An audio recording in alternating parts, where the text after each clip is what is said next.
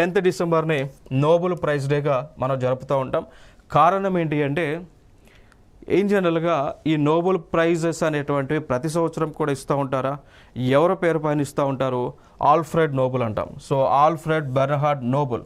So ఆయన స్వీడన్కి చెందినటువంటి ఒక ఇంజనీర్, ఒక కెమిస్ట్, ఒక ఎంటర్ప్రెన్యూర్, ఒక ఫిలంథ్రఫిస్ట్.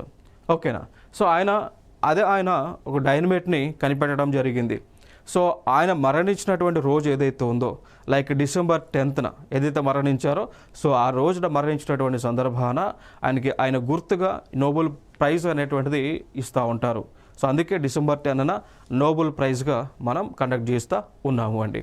ఓకే, సో ఇది ఒక ఇంపార్టెంట్ అంశంగా మనం చెప్పుకోవచ్చు. సో ఈ రోజునే డిసెంబర్ 10th నోబెల్ ప్రైజెస్ ఏవైతే అనౌన్స్ చేసి ఉన్నారో గతంలో, అవి ఈ రోజున డిస్ట్రిబ్యూట్ చేయటం జరుగుతూ ఉంటుంది. లైక్ నోబెల్ ప్రైజెస్ మనం చూసుకుంటే ఫిజిక్స్లో ఇస్తూ ఉన్నారు, కెమిస్ట్రీలో ఇస్తూ ఉన్నారు, ఫిజియాలజీలో నథింగ్ బట్ మెడిసిన్లో ఇస్తూ ఉన్నారు, లిటరేచర్లో ఇస్తూ ఉన్నారు, పీస్లో ఇస్తూ ఉన్నారు, ఎకనామిక్స్లో ఇస్తూ ఉన్నారు. టోటల్గా 6 కేటగిరీస్లో ఈ యొక్క నోబెల్ ప్రైజ్లను ప్రదానం చేస్తూ ఉన్నారు. డిసెంబర్ 10th ఆ ప్రతి ఒక్కరికి కూడా ఈ ప్రైజెస్ అనేటువంటివి ఇస్తారు అండి.